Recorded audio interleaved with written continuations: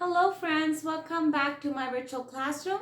So our today's lesson is about how to find the area and perimeter of irregular shapes. So what are the irregular shapes? So irregular shapes, like over here I have drawn a shape that is considered as an irregular shape. That means it doesn't have a specific name like squares, rectangle, triangles, or any well-known name. So here it's a kind of L, and I'm just gonna move my camera forward a little bit. All right, so here you can see that this shape has the 1, 2, 3, 4, 5, 6.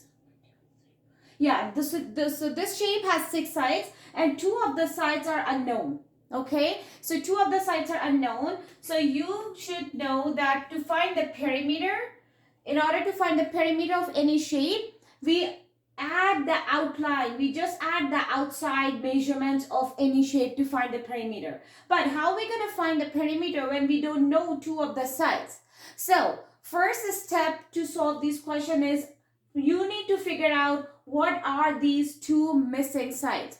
All right, so here this side is a horizontal. We have 3 horizontal sides over here. And same thing, we have 3 vertical sides over here. So 1, 2, 3 vertical side. In order to find any missing horizontal side, we have to take away the bigger number from the horizontal side, take away the smaller number from the horizontal side. So we know that all the way from this point to this point, it's 12. But from this point to this point, it's 7. So since we can have an imaginary line, as you know that the opposite side, so if you have an imaginary line over here, you can see that this is a rectangle, right? If I hide this side over here, I'm going to use one of my cards. So if I hide this side, you can see this shape has become a rectangle. I'm going to have a darker dotted line.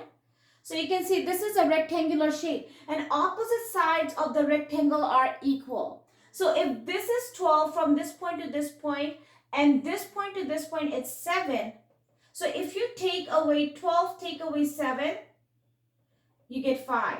It means that this missing side is 5, right? If this missing side is 5, then again, if you hide this shape, this is also a rectangle over here.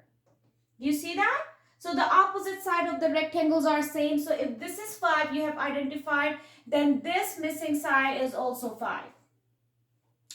Clear?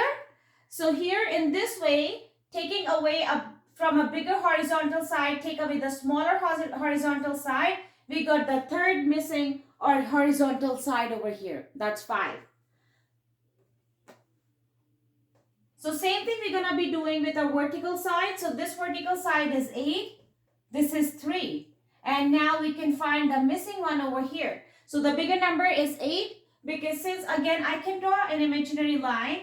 So for example, if I have a line like this way. So I know that again this is another rectangle we can find in this shape. Right?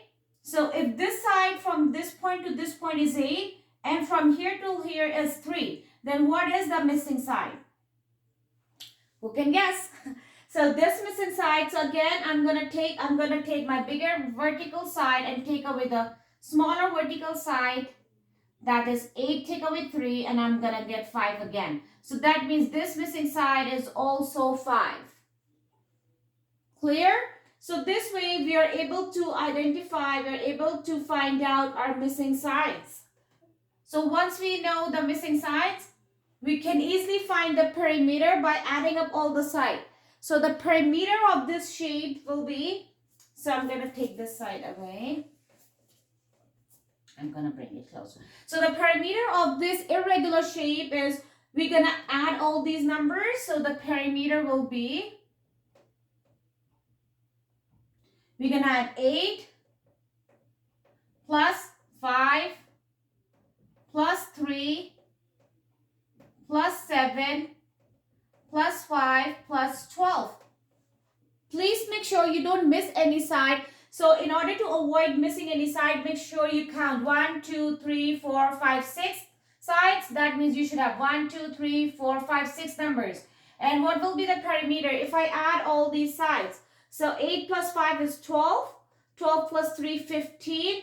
20, 30, 39. So the total perimeter of this shape is 39. So I forgot to add the unit again. So let's use the unit centimeter. So the perimeter will be 39 centimeter for this shape. All right. Now, how to find the area of this shape? Again, it's an irregular shape. To find the area, what do we have to do is, since I have drawn some imaginary lines, so before we didn't have this line over here, right? So I'm going to take this part away and I'm going to start with my initial shape. So we had this shape initially. So how to find the area of this irregular shape? The best trick is have some imaginary line. You can cut this shape into this way so that you have two rectangles. That's your choice, or you can even divide this shape this way. In this way also you can have two rectangles. All right. So you have a choice, either cut it this way or this way. You're going to get the same answer for the area. All right. So since you have divided this irregular shape into two well-known shapes, those are rectangles, I'm going to label my shapes. So shape A and shape B. Now, again, both shapes are rectangular. So we're going to use the simple formula for the area of rectangle. That's length times width. So for shape A, so area of A equals, what is the length? So this is going to be considered as the length, and that's going to be the width. So 8 times 5, that's going to give us 40. So 40 is the area of shape A, and the area of B, again, length times width. So we are not going to take 12 because 12 is the measurement from all the way from here till here. But we are just looking for the area of this B, which is like this. So we're going to be taking 7 times 5. That equals 35. So now, since we have the area of these two shapes, we're going to add these two. So we're going to add, and we're going to get 75 centimeter square is the area of this shape. So the area is 75 centimeters square, whereas the perimeter of this irregular shape is 39 centimeters square. This is how you cut your shape into two.